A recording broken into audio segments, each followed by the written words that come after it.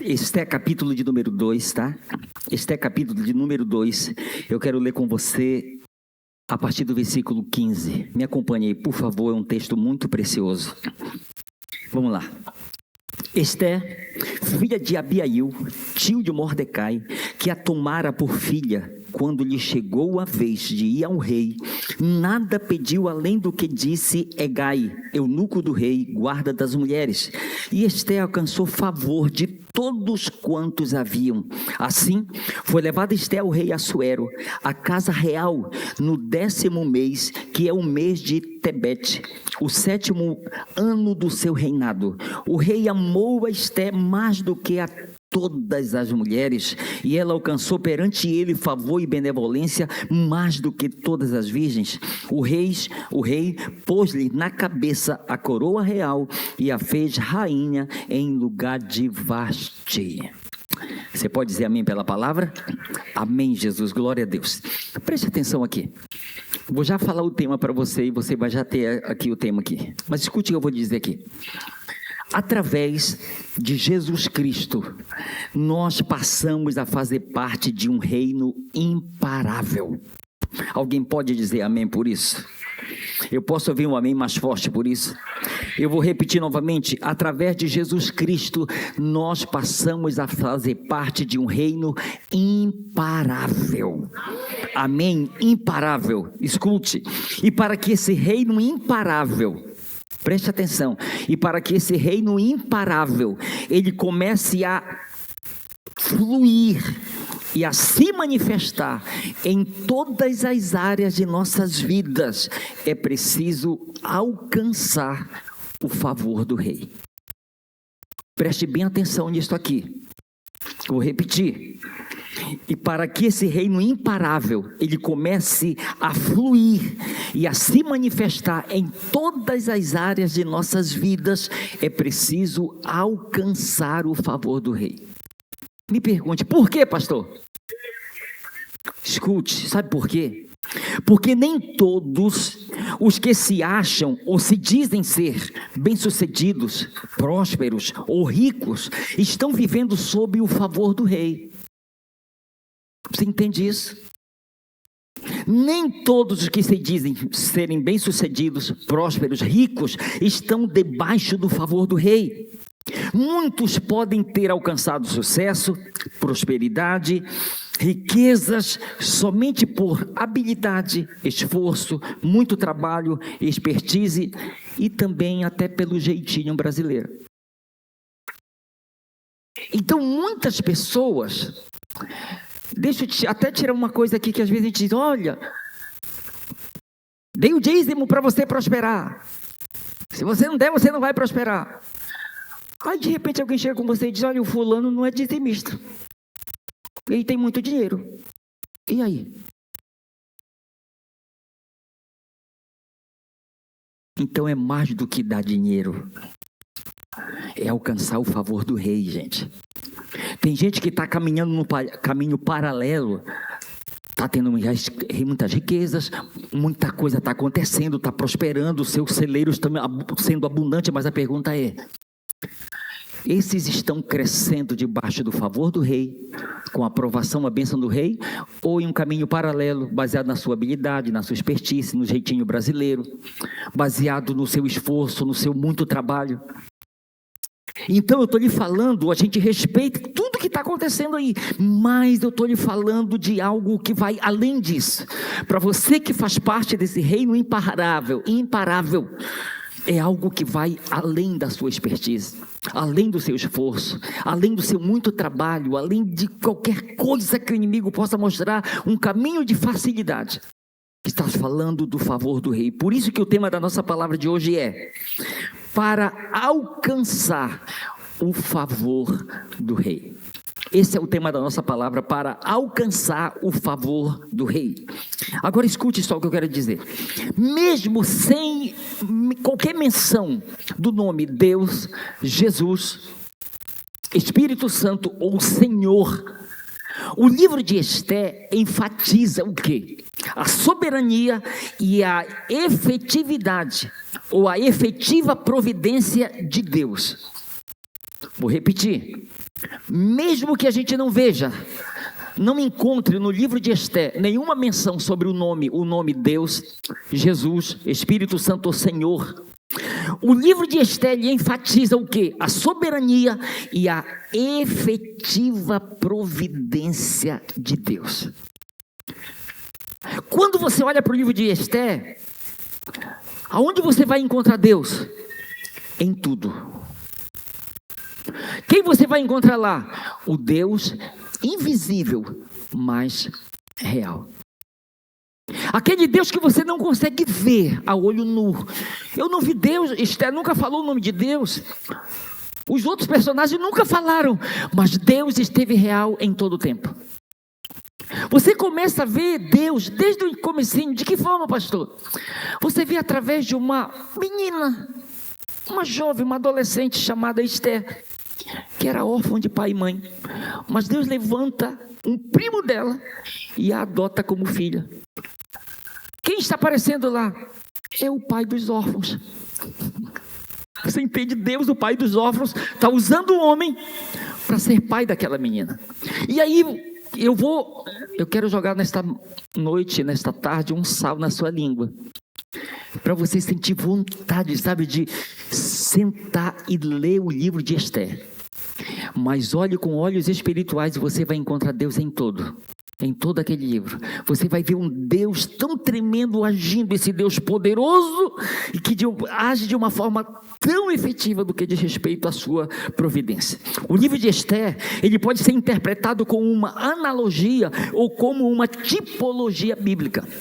Você vai ver tipos que está trazendo-nos, remetendo para o Novo Testamento, para algumas coisas muito importantes e interessantes. E eu quero usar aqui algumas tipologias aqui para você entender daquilo que a gente quer transmitir baseado nesse tema para alcançar o favor do rei. Primeiro, o agadita Amã, ele aqui representa o diabo, como se fosse o diabo em pessoa.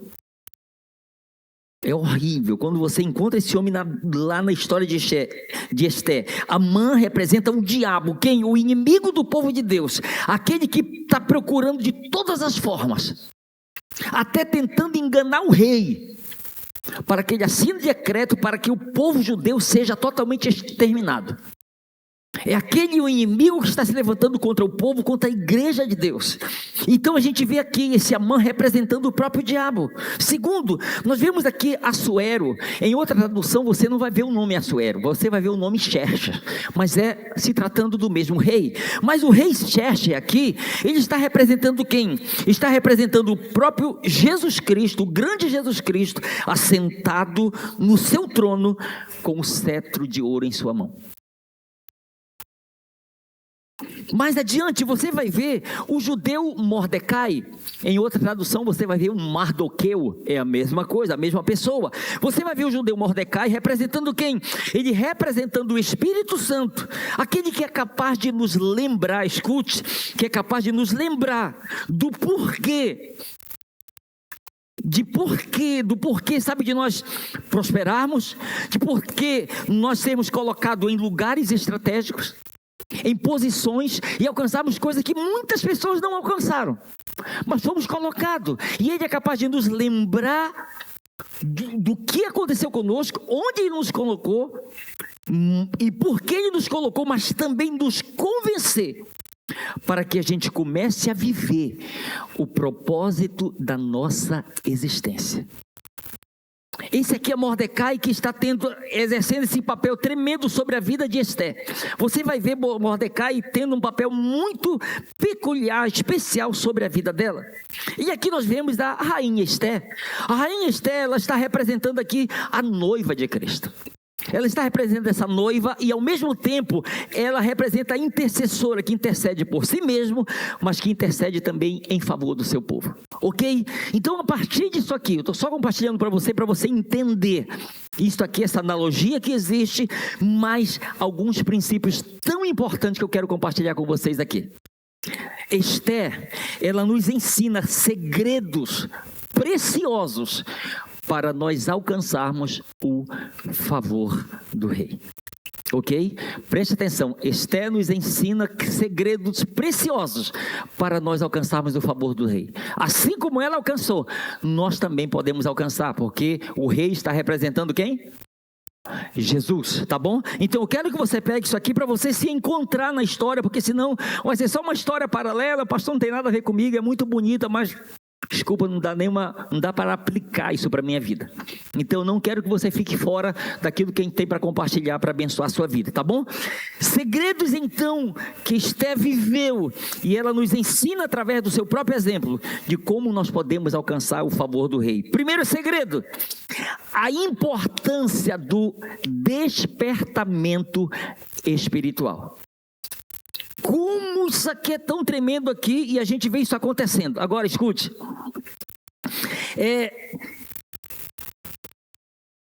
Você certamente já ouviu ou já cantou deitado eternamente em berço esplêndido. Quem já cantou isso? Tem mais brasileiro aqui? Se você é brasileiro, você já cantou um hino nacional. Deitado eternamente em berço esplêndido, não é isso? Olha aqui para mim. Eu estava pesquisando um pouco sobre isso. Esta frase é um verso do hino nacional brasileiro que simboliza duas coisas aqui, preste atenção. É um verso do hino nacional brasileiro que simboliza a riqueza natural e sua localização privilegiada, visto como um gigante adormecido em meio a belezas exuberantes, mas que pode ser também uma ambiguidade, representando tanto um potencial glorioso quanto a uma passividade e letargia. Diante de seus próprios recursos, como se tivesse adormecido em sua própria grandeza, precisando ser despertado. Então esse deitado eternamente em berço esplêndido pode representar uma coisa, mas pode representar uma letargia, uma passividade. Sabe de alguém que precisa, ei, acorda, o mundo está girando, a coisa está acontecendo. Alguém já disse que para que haja uma grande mudança, somente um grande impacto. Tem que existir um grande impacto para que haja uma grande mudança, porque senão os anos se passam e a coisa continua ainda do mesmo jeito. E quando nós olhamos para cá, isso que nós vimos aqui a respeito da história aqui de Esté. Esté capítulo 4, olhe comigo. Esté capítulo 4, versículo de 12 a 14. Olha o que está escrito. Quando informaram Mardoqueu, ou Mordecai, da resposta de Esté, ele mandou dizer-lhe, escute o que ele mandou em resposta para ela: não pense que, pelo fato de estar no palácio do rei, você será a única entre os judeus que escapará. Se você ficar calada, passiva, na letargia, nesta hora, socorro e livramento surgirão de outra parte para os judeus, mas você e a família de seu pai serão mortos. Olha o despertamento aqui. Quem sabe se não foi para um momento como este que você chegou à posição de rainha. Queridos, até aquele momento, você sabe como a Esté está lá? Aleluia, né? Oh meu Deus, quem diria, né? Que uma órfã, né?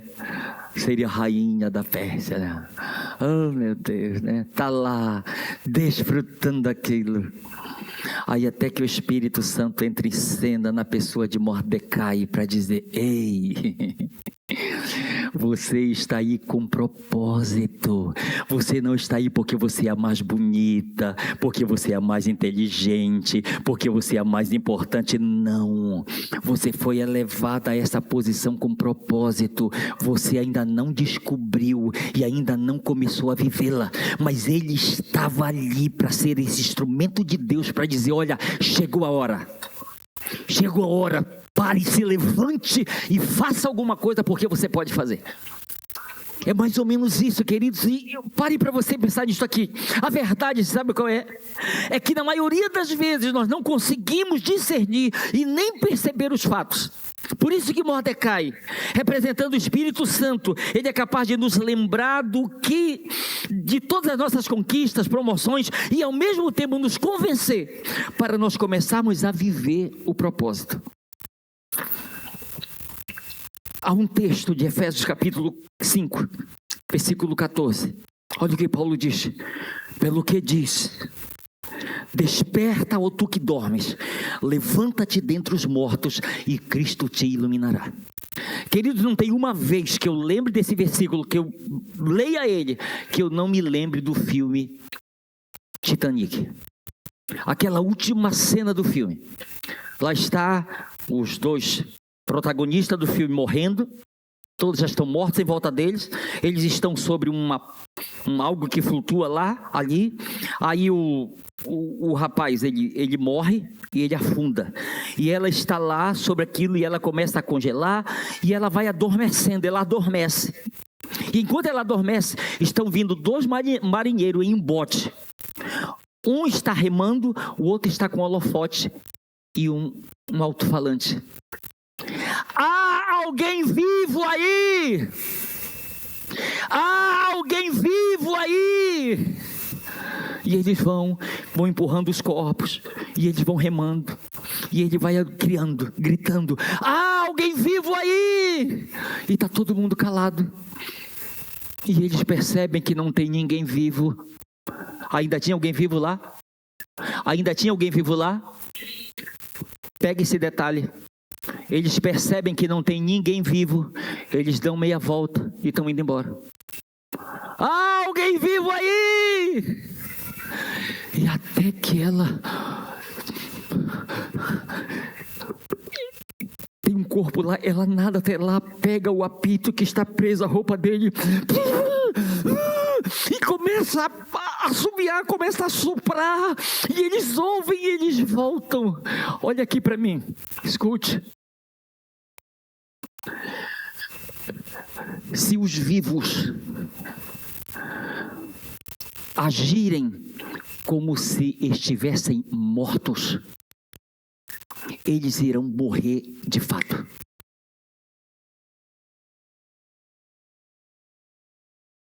O que Paulo diz? Levanta, ó tu que dormes, levanta-te dentre os mortos, porque se eu não me levantar, eu me comportar como alguém que está morto, eu vou ser considerado como um morto no meio dos mortos. Por isso clamou: há alguém vivo aí! Ele está dizendo: é hora de despertar. Você foi chamado para fazer parte de um reino imparável.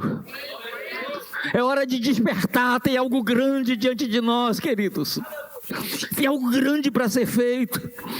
Tem um estado todo esperando por nós aí, gente. Então eu quero que você pegue isso aqui. O primeiro segredo é o despertamento espiritual. A necessidade que nós temos. Pode estar bom, mas pode melhorar. Sim ou não, gente? Pode estar legal, mas pode ficar muito melhor. E esse despertamento é de Deus para a minha e para a sua vida. Em nome de Jesus. Se você tiver liberdade, pegue na mão da pessoa que está do seu lado e diga: berço esplêndido, berço esplêndido, acorda. Eita Deus! Segundo segredo que Esther nos ensina aqui, gente. Segundo segredo: a importância do jejum. Eita, que eu vou mexer com a sua barriga agora. A importância do jejum, escute. Vamos tirar logo, vamos desmistificar algo aqui. Em primeiro lugar, nós precisamos ter consciência que, libera essa frase pra gente aí. Escute, o jejum não é um meio de merecimento de coisa alguma na vida cristã. Eu vou fazer isso por... Não tem merecimento, não. Porque se eu fiz e eu recebi, eu não vou focar nele, eu vou focar no que eu fiz. Isso é justiça própria. Isso é merecimento próprio. Deus não tem glória nisso. Você lembra de Gideão? O Gideão está lá, malhando o trigo no lagar. O Senhor chega com ele e diz: Gideão, Desperta, tu que dormes, te levanta, tem algo para ti. Ele fala com ele se desperta, se levanta, e aí ele convoca o exército de Israel, 32 mil homens, escute, 32 mil homens, diga 32 mil homens. Ele convoca aquele exército e eles já estão prontos lá, pronto para ir para a guerra, só que o exército inimigo era mais de 100 mil, mas eles estão lá, vamos lá. Aí Deus chega com ele, Gideão, sim Senhor, tem muita gente contigo. Não acredito, Senhor, o Senhor contou o tanto que tem lá. Eu tenho só 32, o Senhor diz que ainda é muito? Sim. Apregou aí entre eles, diga o seguinte, todo tímido e medroso, pode ir para casa. 22 mil. Misericórdia. De 32, 22 foi embora para casa. Ficou 10, 100, perdão, 10 mil. Aí Deus ainda teve, Senhor, perdão pela expressão, ainda teve a coragem de chegar com ele e dizer, Gideão, sim Senhor, ainda tem muita gente, misericórdia.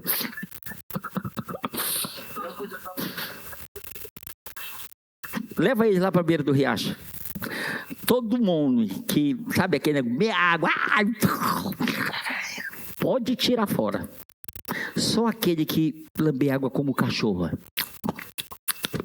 Separa isso. Sobrou 300. Mas sabe por que Deus fez isso?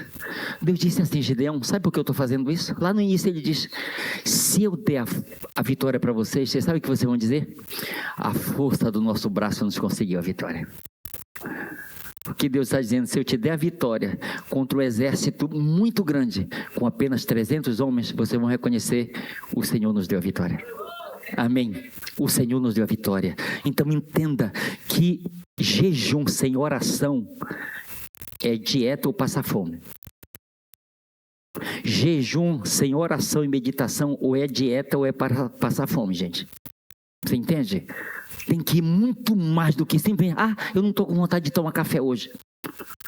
É pecado só em dizer que isso é jejum. Porque eu não quis tomar café. Porque jejum é algo proposital, sim ou não, gente? É algo proposital, eu sei que estou fazendo porque eu estou fazendo. Agora entenda aqui. Vou repetir a frase para dar sequência aqui, algo importante. O jejum não é um meio de merecimento de coisa alguma na vida cristã. Porém, diga porém. Escute, o jejum faz parte do processo de santificação na vida do crente. Vou repetir, o jejum faz parte do processo de santificação na vida do crente. Por quê, pastor? Escute, porque a faculdade da alma, que é mais ligada à natureza humana e que é fraca em suas escolhas e decisões, é a vontade. Agora entenda isso aqui, ao mesmo tempo em que a vontade é fraca, ela é poderosa, é a poderosa faculdade, a mais poderosa, que pode interferir ou influenciar as outras faculdades. Deixa eu lhe dar 2 exemplos aqui. Primeiro, a vontade, ela interfere na mente, na inteligência. Nós sabemos na nossa mente que algo é errado, é ilícito, mas nós acabamos tomando a decisão por fazer. De onde partiu essa decisão? Da vontade. Ela é forte, mas ela é poderosa para trabalhar e convencer os nossos pensamentos, até das justificativas diante dessa situação. A vontade, ela tem o poder de interferir nas emoções e nos sentimentos. Por exemplo, alguém pode até amar, mas mesmo assim, acaba traindo. Entende? Mas eu te amo, mas traiu. O que foi? A vontade. Interferiu nos sentimentos, nas emoções, e ela tomou uma decisão sobre tudo isso. Agora entenda isso aqui. Quando nós somos conduzidos pelo Espírito Santo ao jejum, nós estamos decidindo com a ajuda dele dominar a vontade e submetê-la ao senhorio de Jesus Cristo. Perdão para alguém que não ouviu, vou repetir. Quando nós somos conduzidos, levados pelo Espírito Santo ao jejum, a jejuar, nós estamos decidindo com a ajuda dele, dominar a vontade e submetê-la ao senhorio de Jesus Cristo. Escute, o jejum ele muda o nosso centro gravitacional. O centro da gravidade da Terra puxa para baixo. O centro da gravidade do reino de Deus nos puxa para cima. Para buscar as coisas que são lá do alto, para pensar nas coisas que são lá do alto. Queridos, o jejum, ele nos arranca de um centro gravitacional e nos coloca em outro lugar, onde a fome, a sede e o anseio pelas coisas de Deus se tornam mais intensos. Você sabe uma coisa que nós precisamos? Nós precisamos desejar, como diz essa canção, que o céu beije a terra, gente. Nós precisamos desejar mais de Deus. Porque escute, se a coisa ela ficar limitada, aqui nós temos de vida até hoje, as coisas do mundo, da carne, só serão muito mais atrativas, serão muito mais saborosas. Então eu estava aqui orando, enquanto nós estávamos adorando, eu estava orando, Senhor, é tipo assim, não espere que a gente lhe atraia, por favor, nos atraia para Ti. Você entende? Como está lá em Oséias capítulo 11, o Senhor diz: eu os atraí com cordas de amor. Imagine Deus, eu os atraí com cordas de amor. Eu estava dizendo, Senhor, nos atrai para Ti, porque nós na nossa limitação é muito mais difícil, você entende? A gente escolher.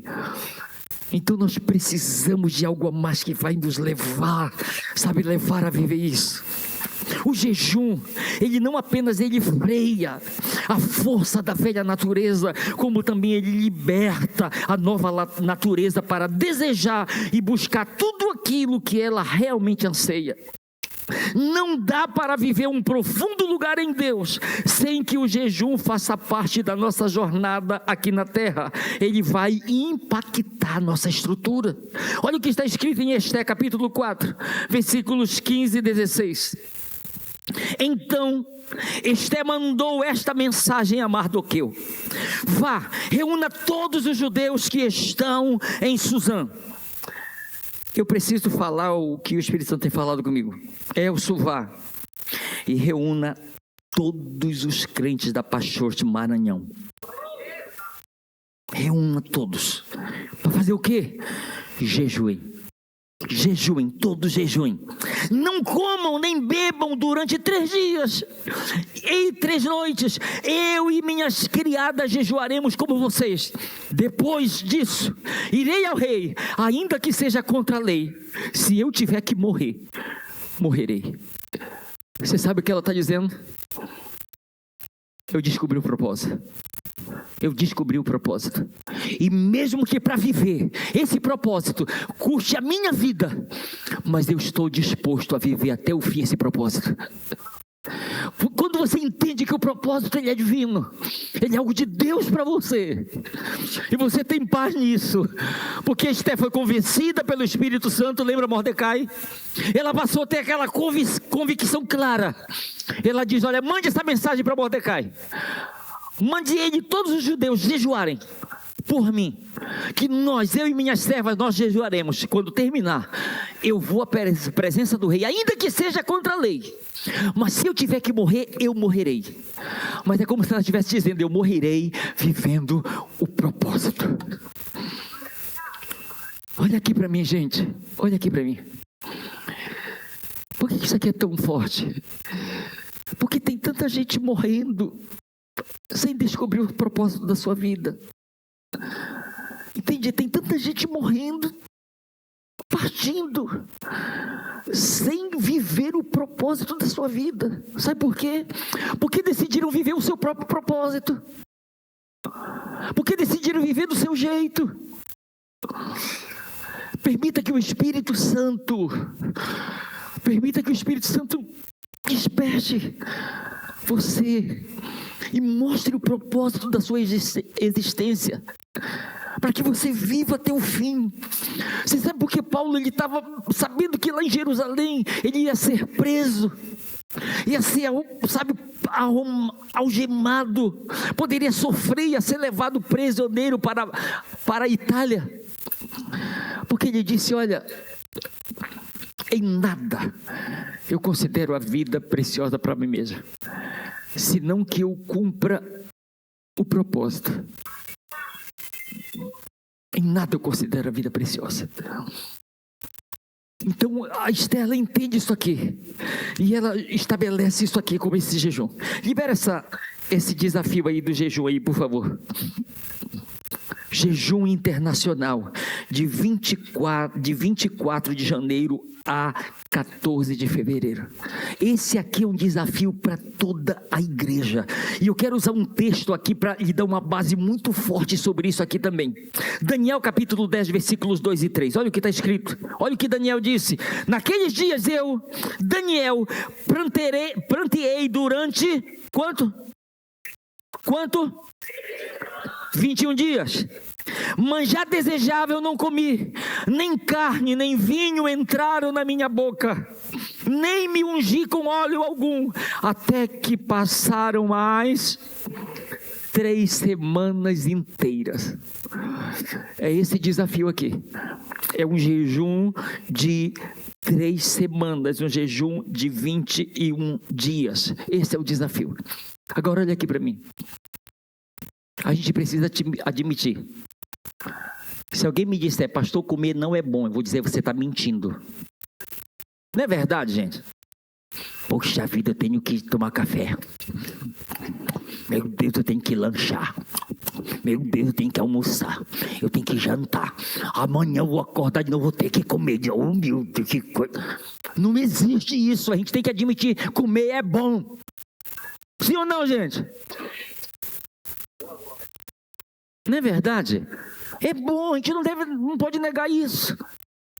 Mas é só para você entender que não está se tratando de algo natural. Gente, jejum, olha aqui, jejum não é natural, jejum é espiritual e sobrenatural. Pastor, de onde você tirou isso? Daniel capítulo 10, versículos 12 e 13. Ligue isso aqui ao texto que eu li agora. Olha o que está escrito. Isso aqui é o anjo Gabriel, apareceu para Daniel e disse assim. Então me disse, colocar o anjo aqui. Então me disse o anjo, não temas, Daniel, porque desde o primeiro dia lá do teu jejum, desde o primeiro dia em que aplicaste o coração a compreender e a humilhar-te perante o teu Deus, foram ouvidas as tuas orações, as tuas palavras, e por causa delas, das tuas palavras, é que eu vim. Olha aqui para mim. Eu quero que você acredite numa coisa que eu vou falar aqui para você como homem de Deus. O nosso jejum, baseado em uma oração sincera, porque Deus disse para ele, olha Daniel, desde o primeiro dia que tu aplicaste o coração a te humilhar perante o teu Deus, é tipo assim, não é para você o grande, não, é você se humilhar perante o teu Deus, as tuas palavras foram ouvidas, e por causa das tuas palavras é que eu vim. Você sabe o que eu entendo com isso? É que o nosso jejum sincero e a nossa oração verdadeira é capaz de mover os céus, é capaz de mover os céus e trazer ele para a terra. O Daniel está aqui fazendo, mas Deus manda, Gabriel, vai lá até o meu servo e fala para ele que não foi no último dia, não foi no meio, foi desde o primeiro dia. Por quê? Porque ele não estava passando fome, é porque ele aplicou o coração dele. Ele se colocou diante de Deus, e você vai ver, olhe para Daniel, para o livro dele, você vai ver a oração tão intensa, tão verdadeira, porque ele entendeu uma coisa. Ele leu que o profeta Jeremias tinha profetizado que era 70 anos de cativeiro, e pela matemática dele ele está dizendo, ué, se completaram 70? Então peraí, rapaz, eu vou mergulhar nisso aí. Se não tem ninguém se colocou na brecha para ver a manifestação dessa libertação do povo de Deus, eu vou começar. E ele começa a entrar diante de Deus. E Deus diz: olha, desde o primeiro dia em que tu aplicaste o teu coração a te humilhar diante do teu Deus, as tuas palavras foram ouvidas, e por causa delas eu vim até você. Mas agora detalhe, por que eu lhe digo que o jejum, a oração é espiritual, é sobrenatural? Olha o que está escrito, olha o que ele diz, continuando: mas o príncipe do reino da Pérsia me resistiu por quanto tempo? Por 21 dias, Daniel, o tempo em que você estava jejuando. Porém, Miguel, um dos primeiros príncipes, veio para ajudar-me, e eu obtive vitória sobre os reis da Pérsia. Você sabe o entendimento aqui? É que eram demônios territoriais. Era muito mais do que demônios, igual como foi expulsar demônio. Demônio, qual é o teu nome? Satanás. Vai-te embora, rapaz. Acho que tu nunca nem viste ele. Tu é um demônio. Demôniozinho, rapaz. Tu só manda recado, só serve para dar recado. Tu nem sabe quem ele é. Ele diz aqui que era o príncipe, então era um principado. Você entende?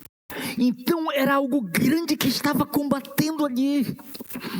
Aí Deus diz: Gabriel, desce lá e dá uma ajuda, que é mais forte o negócio lá. Aí quando ele chegou, aí o negócio ficou bom. Nos deu vitória. Aí eu desci e vim te trazer a mensagem. Nós estamos em uma guerra espiritual, e o jejum, guarde isso, ele é uma arma poderosa em Deus. Posso ouvir um amém? Aí a minha pergunta é: onde estão os sacerdotes dos lares aqui? Para quem não entendeu, eu estou falando com os machos. Cadê os machos aqui dos lares aqui, gente? Estou falando com você, porque olha aqui para mim. Amém, aleluia. Olha aqui para mim. Por que eu estou falando desse jeito?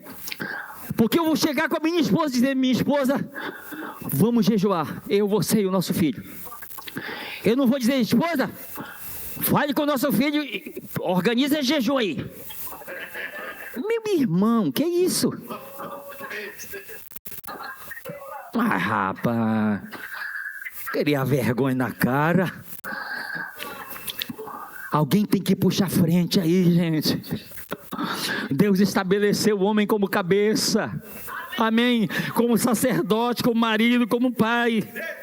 Eu espero que os sacerdotes se levantem nestes dias e dizer: olha, deixa eu dizer, eu tenho orado, Deus é minha testemunha, eu tenho orado: Senhor, eu quero lhe pedir uma coisa. Em primeiro lugar, para mim, eu quero que estes 21 dias de jejum sejam dias, sabe, lá no Pará, nós chegamos a fazer jejuns de 40 dias, só do pôr do sol, 6 horinhas da tarde, fazia só um sanduíchezinho de pão com carne moída e um alface, um tomate e um suco. 40 dias. Chegamos a fazer jejum de 21 dias, vários. Mas eu tenho orado uma coisa: Senhor, eu quero lhe pedir, me prepare, porque faça com que esse jejum ele seja, sabe, o melhor de todos até aqui. Seja de algo sobrenatural, algo muito grande. E eu quero que você crie essa expectativa no seu coração daquilo que vai estar acontecendo nestes dias, em nome de Jesus. Em nome de Jesus. Eu sei que nós vamos estar dizendo, lembra Daniel? Olha o que Daniel disse: olha, manjar desejável. Não. Lá para o Pará, tem gente que todo dia tem que tomar açaí. Aqui para o Maranhão tem gente que todo dia tem que tomar Coca-Cola.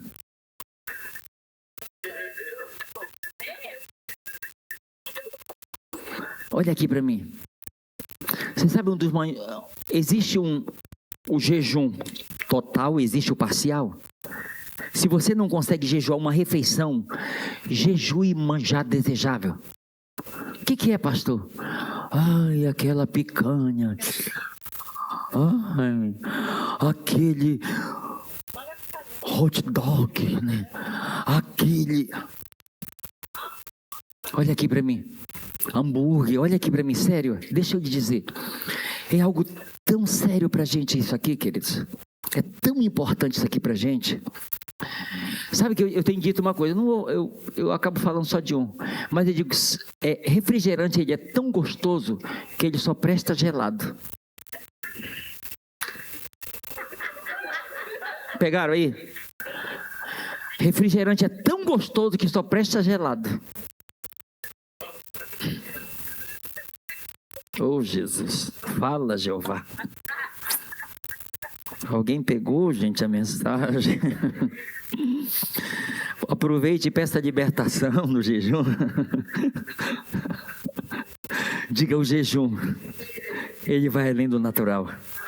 Ele é espiritual, ele é sobrenatural. Diga: e eu vou começar a me preparar para viver mais o espiritual e o sobrenatural.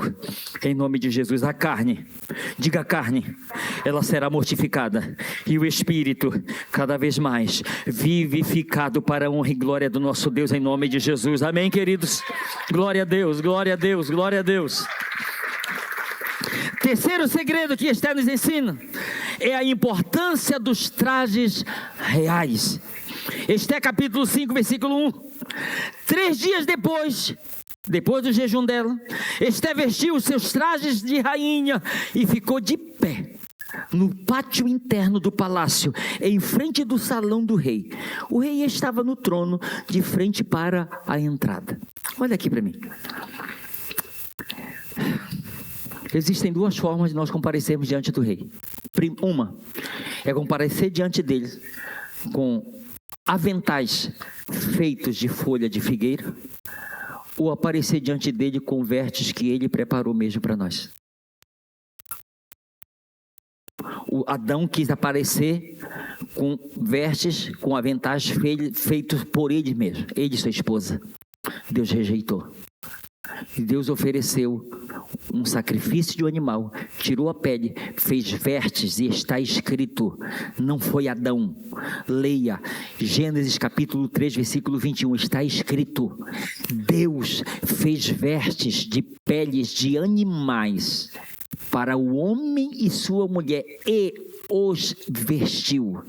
Não foi Adão que se vestiu, e não com vestes que ele tinha preparado. Deus sacrificou o animal, Deus preparou as vestes e Deus os vestiu. Alguém pegou isso aí? Isaías capítulo 61, versículo 10. Regozijar-me-ei muito no Senhor, a minha alma se alegra do meu Deus. Por quê?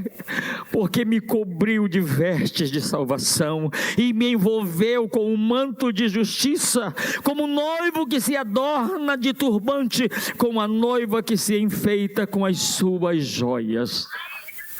Olha aqui para mim. A Esther sabia que ela precisava alcançar o favor do rei. Ela já tinha jejuado, ela já tinha sido despertada, mas ela não poderia comparecer diante dele com qualquer roupa.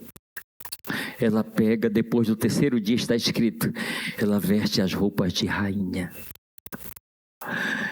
Que os príncipes e princesas do Senhor vistam as roupas certas para comparecer diante dele, para alcançar o favor dele. Em Apocalipse capítulo 22, versículo 14 está escrito: bem-aventurados aqueles que lavaram as suas vestiduras no sangue do Cordeiro, para que tenham direito de entrar na cidade santa pelas portas.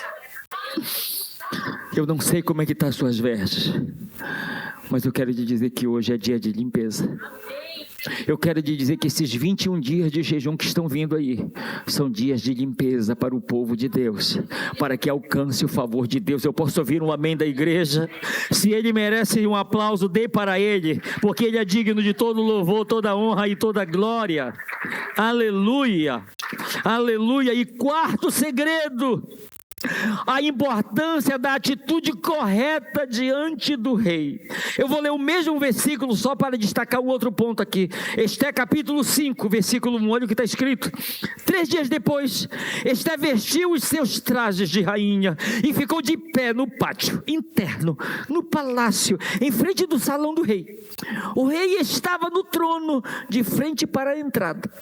Olha aqui para mim. Diga assim: eu preciso ficar em um lugar aonde o rei possa me ver. Olha aqui para mim. A Esté foi despertada, jejuou, colocou as vestes, entrou no palácio, não foi direto, ficou lá, tipo assim. Daqui ele consegue me ver.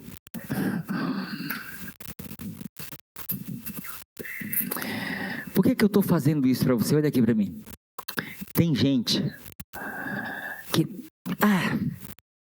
se Deus não fizer isso, eu vou rasgar a Bíblia. Eu não vou mais servir a Ele. Deus está dizendo: rasga. Quer me abandonar? Abandona.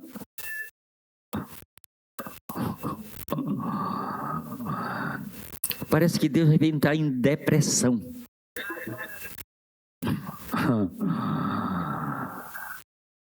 Eu determino. Determina nada. Se Deus quiser fazer, faz. Mas deixa eu dizer, se Ele liberar o favor dele, oh meu Deus do céu, meu Deus, Ele libera o favor de meu irmão, vai, você tem meu aval. Você tem a minha bênção, você tem a minha proteção, você tem a minha direção, você tem meu suprimento, você tem, sabe, tudo aquilo que Ele pode proporcionar, Ele dá, Ele libera. Agora olha esse texto de Daniel capítulo 9, versículo 18, pega isso aqui que é tão precioso. Olha Daniel orando. Esse Daniel, no período do jejum dele, olha, ele está orando: oh meu Deus, incline os seus ouvidos para mim e ouça a minha oração. Abra os seus olhos e veja a nossa desgraça, veja a nossa cidade, a sua cidade, completamente destruída. Nós, ouça, nós não estamos pedindo porque somos bons ou merecedores de coisa alguma, mas por causa da sua misericórdia, Senhor. Você entende como é possível alcançar o favor do rei? Senhor, eu não estou aqui porque eu não sou como os demais homens, roubadores, fraudulentos, nem tão pouco como este publicano, não. Eu não estou aqui porque eu mereço, porque eu sou melhor entre todos, mas por causa da tua misericórdia. Por causa da tua misericórdia, gente. Ao invés de entrar de cabeça erguida, não, pastor, porque eu já fui despertado, porque eu já jejuei, porque eu já coloquei minhas vestes, eu vou assim. Não esqueça que tem um cetro na mão do rei. E o que vai fazer a diferença é se ele levantar em nossa direção. Você entende? O que vai fazer a diferença é se ele levantar em nossa direção esse cetro, gente. Aí se ele levantar, pode vir Amã com todos os seus inimigos, pode vir o rei da Pérsia com o seu reino inteiro, pode vir. Por que, pastor, toda essa confiança? O rei levantou o seu cetro em meu favor. O rei levantou esse cetro na minha direção, gente. Isso é parecido, sabe que quando Deus se revelou para mim como pai. Meu Deus, quando Deus se revelou para mim como pai, querido, você não sabe como eu levantei dali. Eu levantei, parece um leão, dizendo: diabo, Satanás, pode vir agora contra mim com todo o teu exército. Mas por quê? Porque eu tenho um pai. Eu tenho um pai. Pode vir agora, pode vir. Você sabe que essa confiança, ela não surge da minha força, da minha capacidade, da minha habilidade, dos meus talentos, dos meus recursos, não.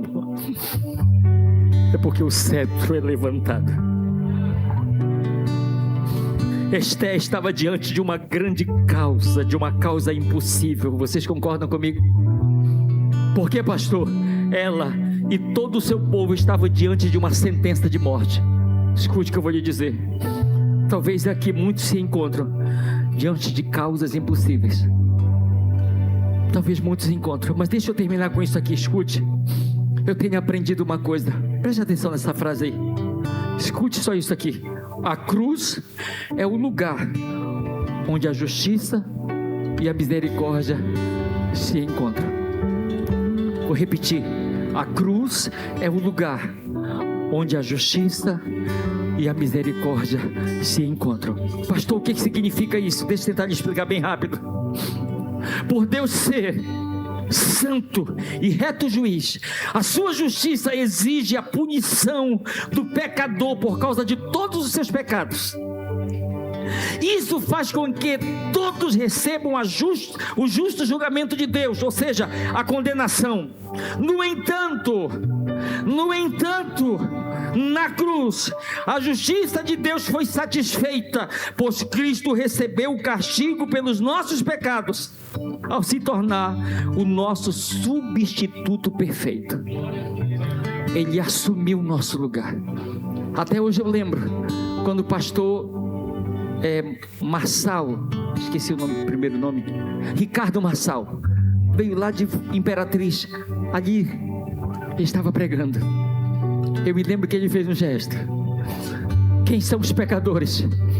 Eles vão para a cruz para ser crucificado, para pagar pelos seus pecados. Eu nunca esqueci daquilo. Imagina eu e você aqui para ser pregado na cruz, para pagar pelos nossos pecados. Ele fez uma cena lá, como se estivesse aqui. Imagine aqui, a gente aqui pronto para ser pregado, e Jesus entra em cena, e ele assume a frente. Eu morro por eles, pode me crucificar em favor deles. Eu estou recebendo o castigo que era para eles. Eu estou recebendo sobre mim, porque está escrito em Isaías 53, o castigo que nos traz a paz estava sobre ele. O castigo que nos traz a paz estava sobre ele. 2 Coríntios capítulo 5, versículo 21. Aquele que não conheceu pecado, ele o fez pecado por nós, para que nele fôssemos feitos justiça de Deus. Pastor, e a misericórdia? Na cruz, Deus demonstrou a sua inigualável e imensurável misericórdia. Como? Ele não nos deu o castigo que merecíamos, e sim decidiu apagar todo o escrito de dívida que era contra nós, e nos reconciliou com ele. Efésios 2, de 4 a 6.